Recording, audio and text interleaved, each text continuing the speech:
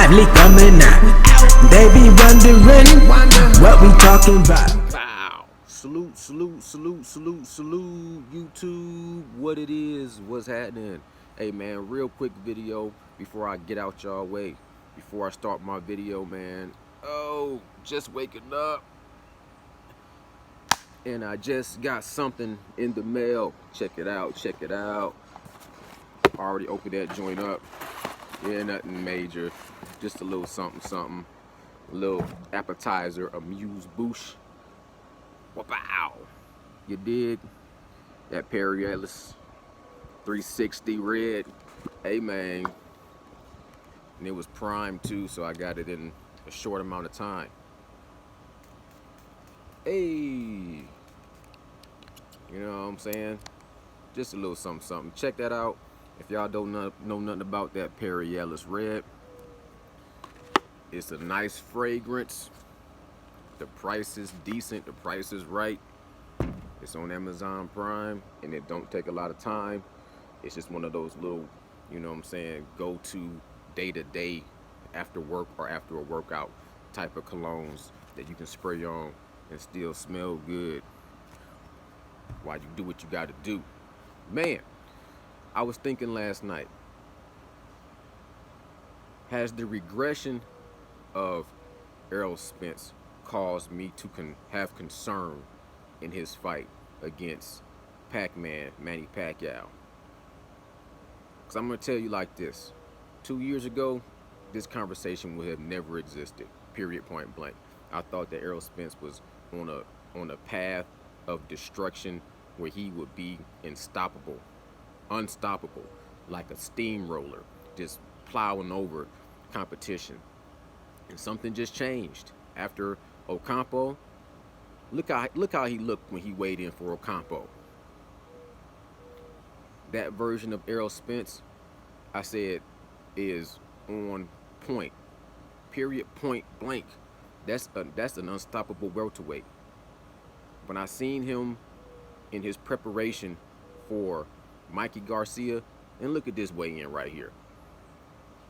When I'm looking at that, I said, that's not a 100% Errol Spence. When I watched the fight, I said, I'm satisfied with the way he dominated Mikey Garcia. It would have been nice to see a stoppage. Fighting a smaller guy, it would have been nice to see him get his man out of there. But at the same time, Mikey Garcia hasn't just been busted down and knocked out by somebody else. And a lot of people that advocate for Devin Haney give him a lot of credit for outboxing Jorge Linares, who has been beaten by Lomachenko, a smaller man. But it's okay when Devin Haney outboxes Jorge Linares. So it's cool for me when Errol Spence outboxes Mikey Garcia, who was undefeated, you dig, and had success against slick boxers like Adrian Broner, who don't throw no punches. Shouts out to AB, don't throw no punches. And then, him gearing up for Sean Porter, I said, you know, we have to see a better version of Errol Spence against Sean Porter. I was expecting to see the steam-rolling, indestructible machine version of Errol Spence against Sean Porter. In my mind, watching the lead up, watching the training, I remember Sean Porter was getting criticized for overly training. People said, did you see the interview? When he was talking, he was having mental lapses and stumbling over words. You know, before he weighed in for Yordenis Ugas, he had to cut braids out of his hair to make weight. Now, Kenny Porter has overtrained Sean Porter. You know what I'm saying? But we was wrong. I was wrong. I was off slightly because Sean Porter came in phenomenal shape. He stayed ready so he didn't have to get ready.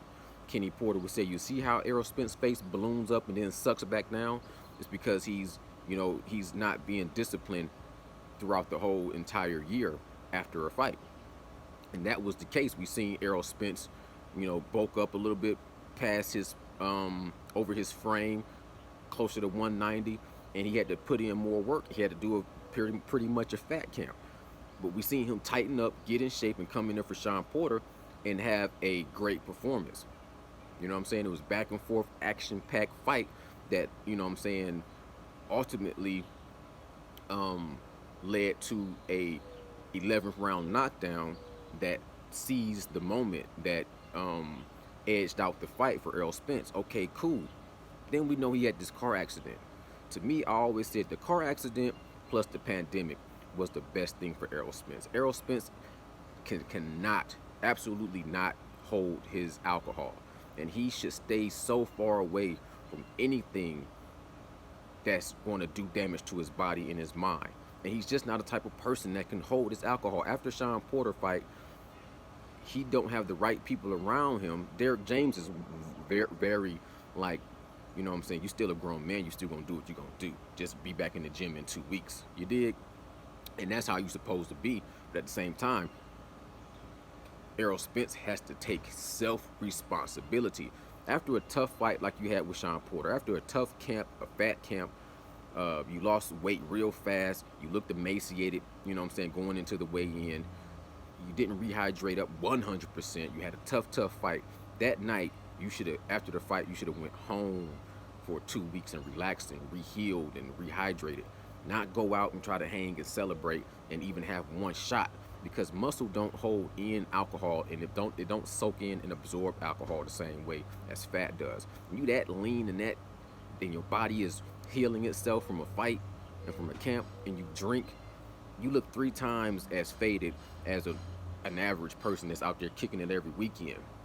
You look like a damn zombie. You look like Michael Jackson on Thriller when I'm watching you zoned out in the club, you know what I'm saying, up there spaced out. And you just need to stay completely away from the devil's PISS until you get done with your boxing career. And even then I would stay away from it. It just don't fit you.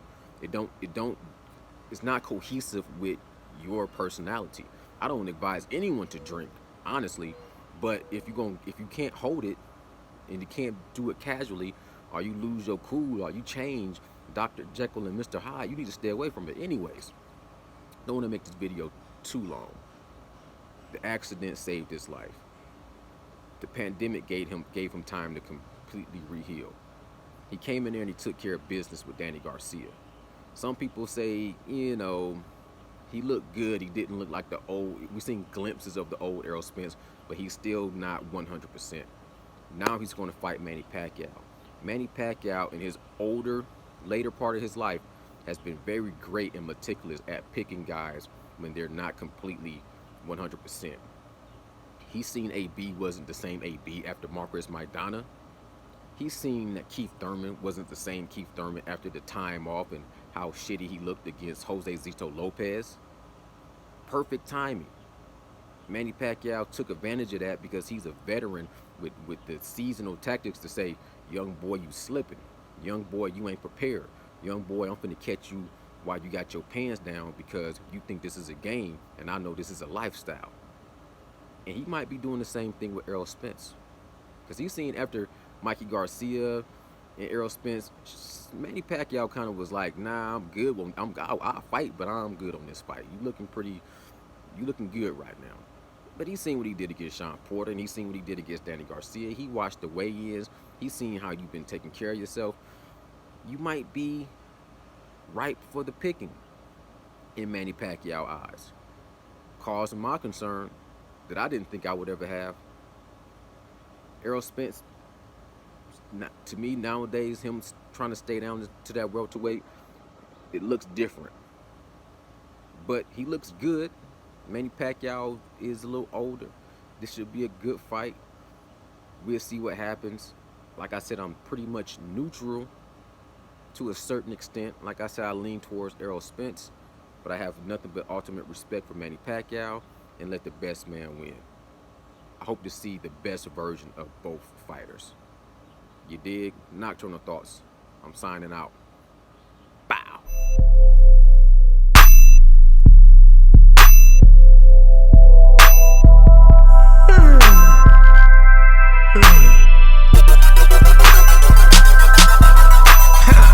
Sleepy going in, lively coming out. They be wondering what we talking about.